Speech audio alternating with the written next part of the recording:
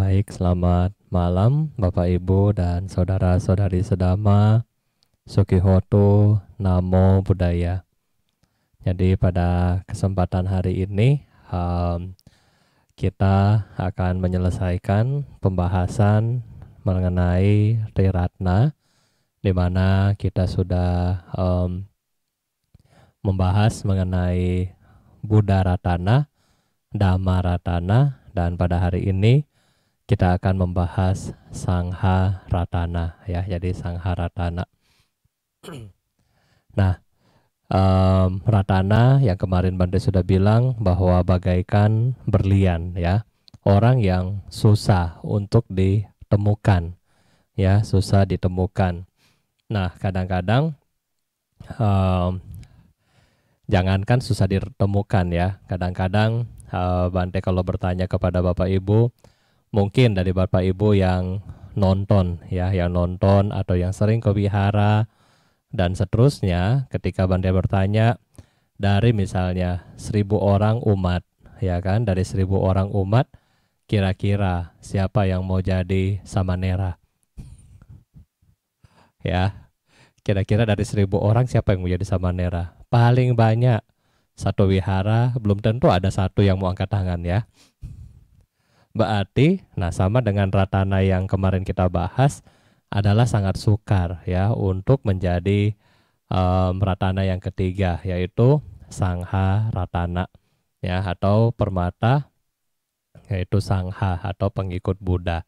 Tetapi Sangha Ratana yang kita bahas hari ini adalah bukan yang seperti tadi, ya. Kalau tadi bukan seperti yang tadi, tetapi Sangha Ratana yang dimaksud adalah yang sudah mencapai pencerahan atau kita bilang Arya Sangga.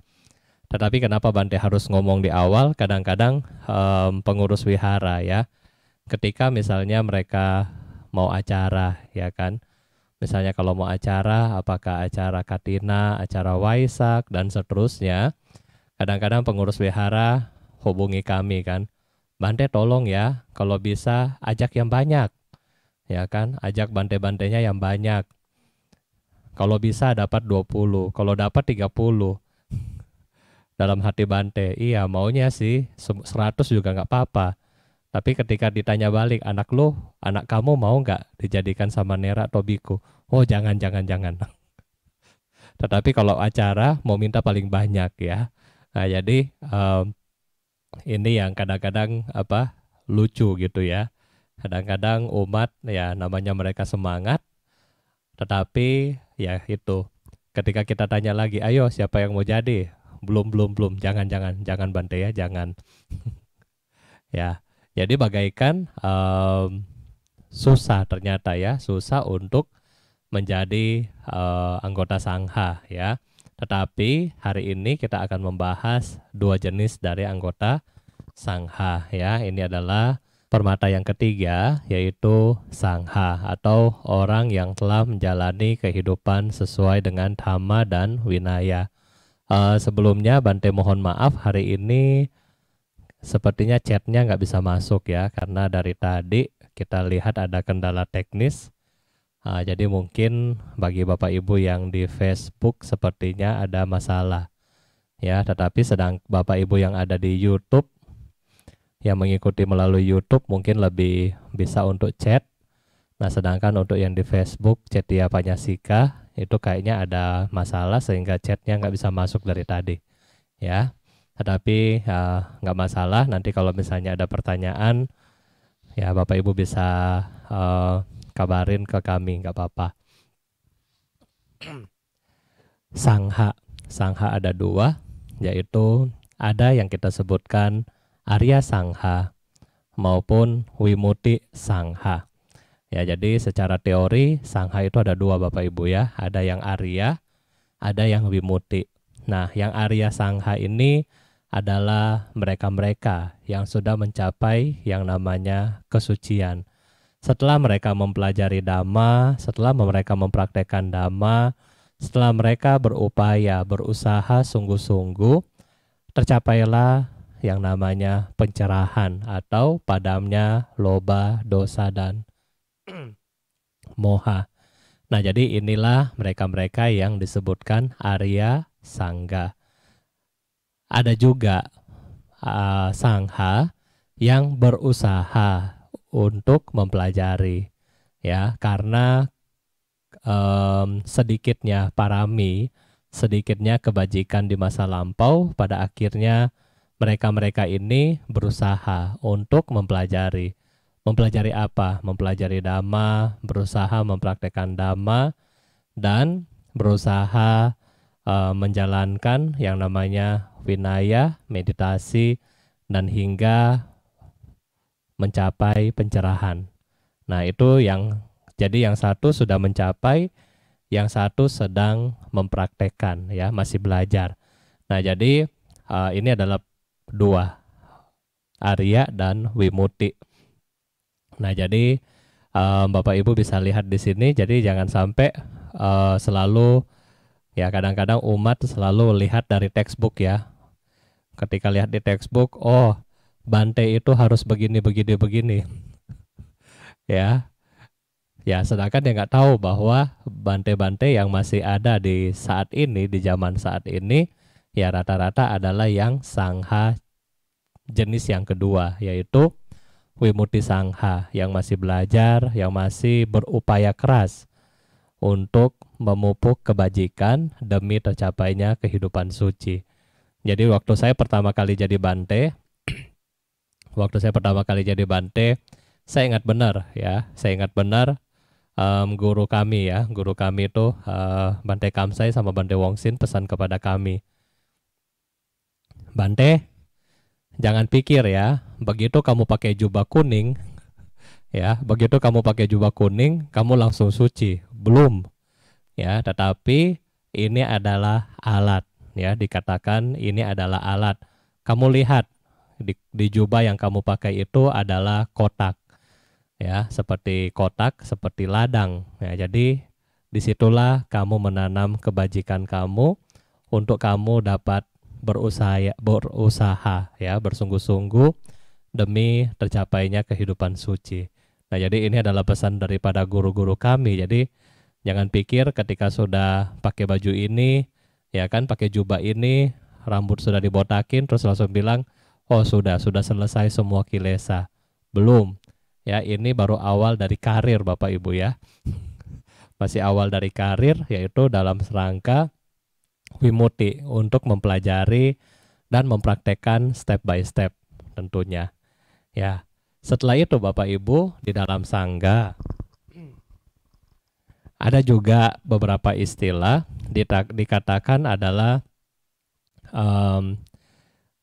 dua hal lagi, ya. Selain Sangha yang pengertian tadi, ada lagi pengertian yang lain atau jenis yang lain adalah Sangha dibilang berjubah kuning, ya, atau yellow robes, dan ada Sangha yang white robes. Jadi ada dua lagi, Sangha yang yellow robes atau berjubah kuning, dan ada Sangha yang white robes atau berjubah putih. Siapa itu Bapak Ibu? Bagi Sangha yang berjubah kuning, mereka adalah biku dan bikuni. Ya, biku dan bikuni adalah yang berjubah kuning, sedangkan Sangha yang berjubah putih adalah Bapak Ibu yang ada di rumah, ya, termasuk Raymond di sini. Jadi yang berjubah putih adalah upasaka dan upasika. Berarti Sangha ini adalah kita semua. Saya selaku yang berjubah kuning dan Bapak Ibu yang berjubah putih. Jadi kita semua sama-sama dikatakan Sangha, ya, atau pengikut daripada ajaran Buddha atau siswa-siswa dari Buddha. Nah, kita adalah Sangha. Yang membedakan adalah jubah dan baju.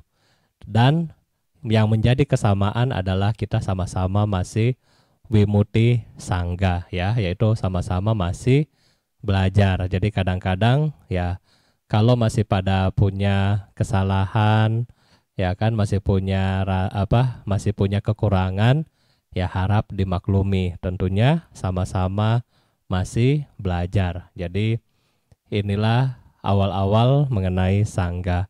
Selanjutnya kita akan membahas kenapa kita berlindung kepada sangga. Dalam hari ini Arya Sangha ya. Kita berlindung kepada Arya Sangga. Kalau misalnya Bapak Ibu sedang membacakan Sangha Nusati ya, di situ disebutkan Supatipanno ya, atau dikatakan bahwa Sangha siswa Sang Bagawa telah bertindak baik ya, telah bertindak baik di sini memiliki kebajikan, melakukan hal-hal yang baik di dalam hidupnya, misalnya dengan menjalankan sila, praktik paramita yang baik, sehingga ini adalah ciri yang pertama daripada Supatipanno atau sangga telah bertindak baik. Yang kedua, Ujupatipanno atau sangha ya, Arya Sangga. Kenapa mereka dibilang Arya? Karena salah satunya mereka berlaku lurus. Lurus di sini adalah melakukan sesuatu yang hal yang lurus ya, yang tidak melakukan hal-hal yang tidak bajik ya. Yang berikutnya adalah Samicipatipanno ya. Sangha itu melakukan hal-hal yang benar ya. Nyayapatipanno, hal-hal yang benar. Jadi apapun tindak tanduk dari sangga ya, mereka melakukan hal-hal yang benar. Berikutnya bertindak patut ya. Bertindak patut dalam hal ini yang dilakukan melalui tubuh, ucapan, dan pikiran itu patut dijadikan contoh ya. Dan sangga adalah Arya Sangga, yang di sini yang kita maksud adalah 4 pasang makhluk yang terdiri daripada Sotapati ya, Sotapati, Maga dan Pala, Anagami, Maga dan Pala, Sakadagami, Maga dan Pala, dan Arahata, Maga dan Pala. Jadi 4 pasang ya. Sotapati ada 2 untuk Sotapana, terus Anagami ada 2, dan sampai Arahat. Jadi total adalah 8 pasang makhluk. Maksudnya bagaimana? Maga adalah orang yang telah merintis, dan yang Pala adalah yang telah mencapai, kurang lebih seperti itu. Jadi inilah dikatakan itulah Sangha siswa Sang Bagawa, di mana penghormatan kepada sangha yang pertama Bapak Ibu dapat lakukan adalah patut menerima pemberian. Jadi kepada sangga dalam hal ini, kenapa kita dibilang memberi kepada sangga? Karena kita melihat 4 hal. Yang pertama, beliau telah melakukan hal yang baik, beliau telah melakukan hal yang lurus, beliau telah melakukan hal yang benar, dan beliau melakukan hal yang pantas, yang patut. Sehingga dikatakan kita dapat memberikan persembahan-persembahan kepada mereka.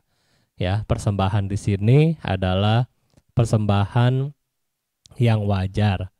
Ya, yang wajar. Yang wajar di sini adalah 4 kebutuhan pokok, yaitu makanan, pakaian, makanan, tempat tinggal, dan obat-obatan. Ini adalah kebutuhan pokok daripada sangga. Kemudian juga di sini Bapak Ibu dapat memberikan tempat bernaung ya, tempat bernaung. Misalnya ketika di zaman dulu para biku mengembara dari tempat ke tempat yang lain, nah mungkin bagi yang mempunyai kamar kosong di rumahnya bisa mempersilahkan mereka untuk tinggal di rumah kita 1 malam, paling banyak 3 hari, kemudian mereka melanjutkan perjalanan. Berikutnya Bapak Ibu juga dapat melakukan penghormatan ya, penghormatan. Dan dikatakan lapangan yang tiada tara untuk menanam jasa kebajikan ya. Jadi ini adalah sangga yang kurang lebih memiliki hal-hal yang sangat luar biasa. Tentunya dalam hal ini yang kita garis bawahi adalah para Arya Sangga. Nah, oleh karena itulah dengan kualitas seorang sangha yang seperti tadi, maka dikatakan mereka seperti permata, ya. Mereka seperti permata. Kenapa seperti permata? Karena mereka benar-benar memiliki kualitas yang sangat luar biasa, sangat luar biasa. Ada satu ibarat daripada satu guru besar, Bante lupa namanya kalau nggak salah, dari Pak Bongkar Rinpoche kalau nggak salah ya, Bante lupa ininya, nama itunya.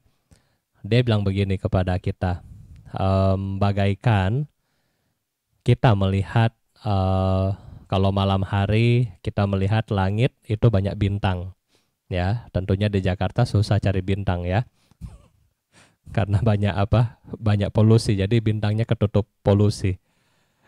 Tetapi kalau di daerah lain mungkin ketika malam hari Anda lihat di langit, nah itu banyak bintang. Nah, kemudian dari bintang-bintang yang begitu banyak, kalau misalnya di subuh hari, jadi di subuh, kalau malam kita lihat karena langitnya gelap, bintangnya itu banyak ya. Tetapi di subuh hari ketika matahari sudah mulai muncul, nah bintang-bintang tertentu saja yang masih kelihatan, ya, yang lain hilang. Nah, jadi bagaikan mereka-mereka yang melatih diri mereka dengan sangat-sangat baik, walaupun matahari sudah muncul, mereka masih kelihatan. Dan di sini adalah jumlahnya sangat sedikit. Nah, jumlahnya di sini sangat sedikit. Ini ibaratnya seperti Arya Sangga. Orang-orang yang benar-benar berlatih diri mereka sampai mencapai kesucian, ya, itu sangat-sangat sedikit ya. Oleh karena itu, kenapa sangat sedikit? Karena parami, kekuatan dari kebajikan, kekuatan dari tekad, ya, itu tiap orang berbeda-beda. Sehingga untuk pencapaian ini juga berbeda-beda ya, berbeda-beda. Tetapi kalau diusahakan pasti bisa ya. Dan ketika kita sudah membahas 3 hal yang tadi Bapak Ibu, Buddha Ratana, Dhamma Ratana, dan Sangha Ratana. Nah, ini kalau misalnya Bante bilang seperti kita ibarat kata, 3 hal ini diibaratkan adalah Buddha adalah dokter, Dhamma adalah diagnosa daripada resep sampai pada diagnosa Anda sakit apa, obatnya bagaimana, ini adalah Dhamma. Kemudian Sangha adalah seperti suster yang menemani Bapak Ibu selama treatment, pengobatan. Ya, ini ibarat kata ya. Buddha adalah dokter, Dhamma adalah proses diagnosa, dan Sangha seperti suster. Jadi Triratna ini kemudian dapat membantu Bapak Ibu untuk mencapai tingkat-tingkat kesucian. Ya, untuk mencapai terbebasnya loba, dosa, dan moha. Oleh karena itulah kenapa kita sebagai umat Buddha datang kepada Triratna, dan di situ kita berlindung kepada Triratna. Nah, di situ kita berlindung kepada Triratna, Buddhang Saranang Gacchami, Dhammang Saranang Gacchami, dan Sanggang Saranang Gacchami. Karena kita melihat, kita mengetahui kualitas daripada Buddha itu sendiri, Dhamma itu sendiri, kemudian Sangha itu sendiri. Nah, disitulah baru Bapak Ibu datang untuk berlindung kepada Buddha, Dhamma, dan Sangha. Jadi bukan hanya seperti ritual biasa, oh Buddhang Saranang Gacchami, ditanya apa tuh Buddha, nggak tahu. Ya, jadi setelah materi ini, ketika Bapak Ibu ditanya apa itu Buddha, sudah bisa jelasin ya. Oh, minimal ya 1-5 menit sudah bisa jelasin. Apa itu Dhamma? Oh, sudah bisa jelasin. Jadi jangan ditanya, kenapa kamu berlindung kepada Buddha? Gak tahu, ikut-ikutan. Ya, bukan ikut-ikutan, tetapi kita berlindung kepada Buddha, Dhamma, dan Sangha karena kita tahu kualitas dari 3 hal ini, dan kita rasa kita belum memiliki kualitas yang ini, sehingga seyogianya kita berlindung kepada mereka. ya, kepada Buddha, kepada Dhamma, dan kepada Sangha. Nah, jadi itulah tujuan dari Bapak Ibu kalau sedang melakukan wisudi upasaka dan upasika, ya. Kita datang kepada Buddha, kemudian kita ya berlindung di situ, ya. Jadi ketika kita sudah mengetahui kualitas dari Triratna, dan ketika Bapak Ibu berlindung, maka disitulah Anda mulai mengetahui, sejak itulah Anda menjadi secara tidak langsung umat atau pengikut Buddha yang mau berubah, yang mau mengubah kebiasaan jelek menjadi yang baik. Ya, sebelum kita streaming pada hari ini tadi ada ya, Bante dapat murid 2. Ya, tadi jam 6 ada 2 ya. 2 baru di Wisudi tadi baru-baru ini. Nah, jadi Bante pesan kepada mereka ya. Bante pesan bukan karena kertas ini yang bisa membuat Anda ke surga. Ya, maksudnya kertas Wisudi, bukan. Tetapi karena perbuatan, amal kebajikan Anda, dan usaha Anda untuk memperbaiki diri, itulah yang akan membuat Anda terlahir di alam yang lebih baik. Ya, jadi sama seperti Bapak Ibu, ketika kita sudah mengetahui bahwa kualitas daripada Triratna dan kita sudah memiliki keyakinan, setelah Anda yakin, Anda akan mempraktekkan Dhamma. Kalau Anda nggak yakin, Anda juga akan malas untuk mempraktekkan Dhamma. Ya, jadi ini yang penting daripada keyakinan terhadap Triratna, ya, keyakinan terhadap Triratna. Nah, karena pada hari ini mungkin Bapak Ibu nggak bisa kirim pertanyaan ya. Mungkin kalau ada yang mau bertanya, Bante rasa bisa hanya melalui coba di channel YouTube. Ya, di channel YouTube kalau Bapak Ibu mau bertanya, Bante persilahkan. Kalau misalnya yang di Facebook, Bante rasa hari ini nggak bisa, ya, karena ada masalah di jaringan. Tetapi kalau misalnya Bapak Ibu mau bertanya melalui WA, Bapak Ibu silahkan untuk kirim ke call center dan besok malam kita akan bahas. Oke, jadi Bapak Ibu bisa melakukan pertanyaan. Mungkin kalau misalnya di Facebook nggak bisa baca, melalui WA aja ya, atau melalui YouTube. Jadi hanya 2 aja hari ini. Dan pada hari ini juga Bante mengucapkan juga sekalian terima kasih kepada Bapak Ibu bahwa hari ini walaupun ya kita ada di Indonesia, kita nggak bisa ke India, tetapi Bapak Ibu hari ini ya telah turut berdana kebutuhan sangha di Bodh Gaya India ya. Bante juga minta maaf karena sangat mendadak dikasih tahu oleh Bante Momo. Ya, dia kasih tahu saya sudah hari Senin. Begitu dia kirim gambar, Bante cuma bingung. Waktu itu Bante bingung ya. Ini terkait dengan sangga. Bante bingung, Bante cuma tanya, kok kamu tiap hari pergi ke wihara Laos dan tiap hari makannya rame-rame? Saya bilang, dia nggak jawab, dia cuma bilang, oh iya ini ada kegiatan di sini. Tapi dia nggak bilang itu ada Tipitaka karena secara pemberitahuan yang internasional itu dibatalin, nggak ada bikin kan. Pas waktu hari Senin, beliau bilang ke saya, ini kita udah bikin Tipitaka Centing, tapi bikinnya hanya wihara-wihara lokal yang ada di Bodh Gaya. Nah, waktu itu baru Bante bilang, oh oke, kalau begitu kita dari Indonesia, walaupun kita nggak bisa pergi, tetapi kita bisa support. Dan pada akhirnya kita dapat jadwal hanya di tanggal 10. Ya, kita dapat jadwal di tanggal 10. Dan pada hari ini dana yang Bapak Ibu ada titip ke yayasan sudah dikirim di tanggal 9 ya, tanggal 9 kurang lebih 52.500 ya, 52.500.000 dan digunakan untuk dana makan sehari tanggal 10. Kemudian juga dibagikan kepada para biku untuk keperluan atau kita sering bilang dana Catupacaya untuk 50 biku semua yang datang, dan juga dibagikan untuk 10 wihara yang bergabung ya, untuk biaya-biaya mereka secara operasional ya, misalnya listrik dan seterusnya ya. Jadi satu wihara sekitar 10.000 rupiah didanakan, dan kemudian juga untuk wihara Laos selaku tuan rumah ya. Jadi itu dana Anda disalurkan kepada hal yang tadi, 4 hal yang tadi, dan sudah dijalankan tadi. Jadi para Bante yang ada di Bodhgaya mewakili ya, mereka mengucapkan terima kasih kepada Bapak Ibu semua.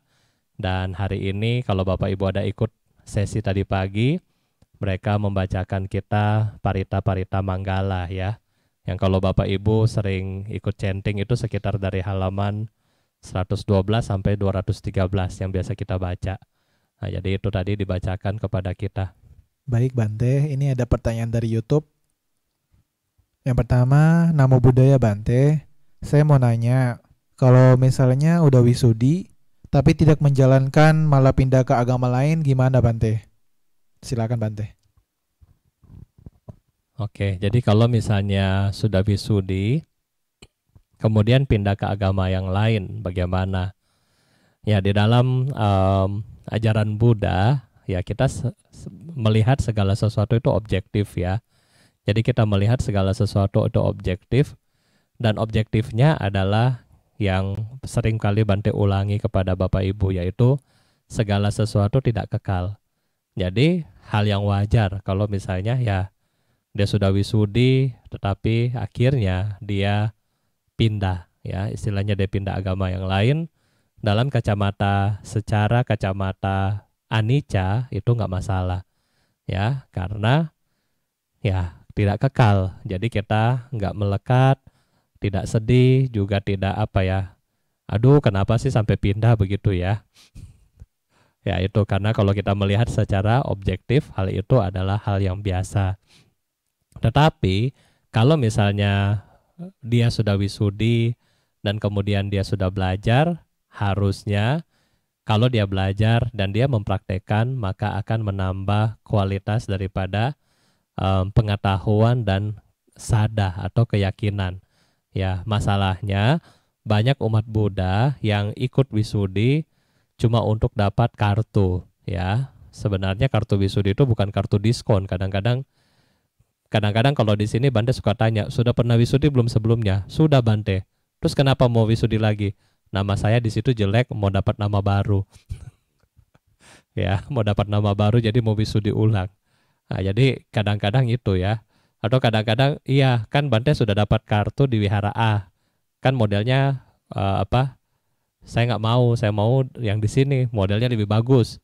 Nah, itu bukan kartu diskon. Jadi ketika Bapak Ibu wisudilah 1 kali dan merasa cukuplah di situ ya. Jadi jangan, oh saya mau wisudi, mau koleksi, mau ambil nama Mahayana, nanti mau ngambil nama Theravada, nanti mau ngambil nama di Vajrayana.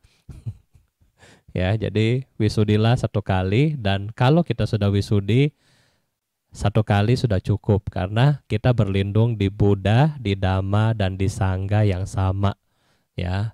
Jadi itulah yang mungkin kita mesti pegang ketika Bapak Ibu wisudi. Dan kalau sudah wisudi, usahakan pelajari lagi ya, pelajari lagi seperti perdalam dan seterusnya. Masalahnya memang kita di Buddhis untuk pendalaman-pendalaman seperti pembacaan-pembacaan yang ayat-ayat, nah itu kita nggak punya ya kan, kita nggak punya. Setiap hari kalau di waktu normal, berapa banyak dari Bapak Ibu yang jarang kebaktian ya kan, sibuk Bante, mungkin jam segini belum pulang rumah juga, masih ngumpul di mana. Nah, jadi karena hal-hal itulah menyebabkan keyakinan kita itu kurang. Sehingga karena kurangnya keyakinan, merasa hidup atau beragama Buddha itu hampa, nggak punya teman, minder, dan pada akhirnya ketika diajak pindah agama, maka berpindahlah dia. Nah, jadi ini sebenarnya yang kualitas yang kita perlu perbaiki juga sebenarnya ya. Terima kasih. Baik, terima kasih Bante atas jawabannya. Pertanyaan kedua Bante dari YouTube. Malam Bante, saya ada lihat dan dengar ada suatu metode meditasi yang dapat membimbing meditasi kita ke arah kesucian hingga mencapai anagami. Mohon konfirmasinya Bante. Terima kasih. Satu metode yang bisa menuntun Anda menuju tingkat anagami. Untuk metode yang ini, Bante pribadi nggak tahu ya. Maksudnya mungkin karena Bante nggak update, tetapi Bante pribadi itu nggak tahu. Karena yang Bante tahu adalah meditasi yang Bapak Ibu lakukan berdasarkan secara teori dari Buddha dan dipraktekkan oleh guru-guru, bukan hanya menunjukkan Anda sampai di anagami, tetapi sampai di arahat, ya, sampai mencapai tingkat arahat di kehidupan ini. Beberapa aliran seperti Vajrayana, mereka juga mengklaim bisa mencapai kesucian juga di tingkat di kehidupan ini. Maka untuk anagami, kenapa Anda mau istilahnya maksa sampai di anagami kalau bisa dapat arahatnya, ya, bisa dapat arahatnya, ya. Jadi Bante rasa ya itu malah mengkerdilkan, ya, maksudnya mengkerdilkan esensis daripada meditasi atau ajaran Buddha yang asli. Karena ajaran Buddha yang asli itu dapat mencapai arahat, bukan cuma anagami.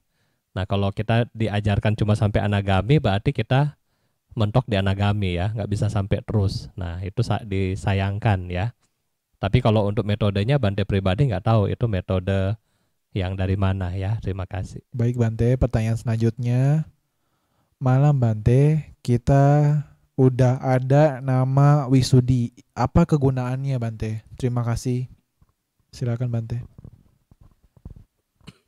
Nama Wisudi yang Bapak Ibu punya itu biasanya kita kasih sebagai, ya, seperti hanya untuk seremonial, ya, seremonial biar Bapak Ibu mengingat satu momen bahwa Bapak Ibu sudah pernah memiliki tekad untuk berlindung pada Buddha, Dhamma, dan Sangha. Sebenarnya ini hanya satu kenang-kenangan, ya, satu kenang-kenangan. Dan ini biasanya hanya ada di Indonesia, ya. Ini cuma ada di Indonesia. Kalau di negara-negara lain jarang, ya. Maksudnya mereka jarang sekali yang mereka bikin seremonial yang sampai seperti ini, jarang, ya. Kalau misalnya kayak mungkin kayak di Thailand atau mungkin di mana juga di negara-negara lain itu jarang mereka bikin, ya. Mereka jarang sekali bikin begitu. Biasanya mereka bikin, ya, itu simbolis dan biasa nggak dikasih nama. Cuma misalnya ketika kita mau bertekad untuk berlindung pada Triratna, ya sudah, Anda menyerahkan Amisa Puja seperti bunga dupa lilin dan Anda membacakan Budang Saranang Gacami di sarana, ya, itu sudah istilahnya sah. Cuman karena di Indonesia, nah mungkin kita untuk ikut secara prosedur daripada agama yang lain. Jadi ada pengikatan seperti itu, ya. Jadi pada akhirnya, ya, kita membuat upacara sedemikian rupa, ya, di mana di situ ada pemberian nama, ya, pemberian nama Buddhis. Karena kadang-kadang kalau saya tanya kepada biku-biku yang senior dari negara-negara lain, saya tanya ada nggak upacara begini, mereka bilang nggak ada. Kadang-kadang mereka heran, kok umat mau dikasih nama begitu, ya, maksudnya nama-nama Buddhis begitu. Kadang-kadang mereka bingung mau kasih nama apa gitu. Nah, jadi ini hanya di kita, ya, di tradisi di Indonesia buat mengingat, tetapi ada positifnya biar Anda mengingat bahwa sejak saat ini Anda beragama Buddha dan Anda mempunyai nama baru, ya, nama baru yang disesuaikan dengan tanggal lahir Anda, yang diharapkan semoga Anda punya semangat seperti nama baru Anda. Misalnya Misalnya orang yang bernama Nyana Loka. Ya, biasanya kalau Bante suka kasih Nyana Loka. Nyana adalah pengetahuan, Loka adalah seperti yang luas begitu ya. Jadi orang yang berpengetahuan luas. Maksudnya biar yang dapat nama ini misalnya suka belajar, suka membaca, dan seterusnya. Atau orang yang mempunyai nama, Bante sering kasih itu Damika ya, penyandang kebenaran. Jadi Anda semangat untuk, oh biar saya itu memiliki keyakinan untuk membawa kebenaran di dalam hidup. Nah jadi ini contoh-contoh yang beberapa yang Bante sering kasih namanya. Mungkin pertanyaan lanjutan yang tadi Bante, yang tentang meditasi, katanya meditasi Anapanasati itu sangat lambat untuk mencapai kesucian. Apakah benar itu Bante? Meditasi Anapanasati sangat lambat untuk mencapai kesucian. Tetapi kalau Bante pernah baca riwayat Buddha, kalau nggak salah Buddha malah mencapai kesucian dengan Anapanasati. Ya, Siddhartha maksudnya. Siddhartha waktu bermeditasi di bawah pohon Bodhi malah awalnya menggunakan Anapanasati sebagai landasan daripada meditasi. Oleh karena itulah Anapanasati sangat ditekankan di dalam teks-teks, dan Anapanasati ini sangat netral di aliran manapun ya, baik di Theravada, Mahayana maupun di Vajrayana, semuanya mengajarkan Anapanasati.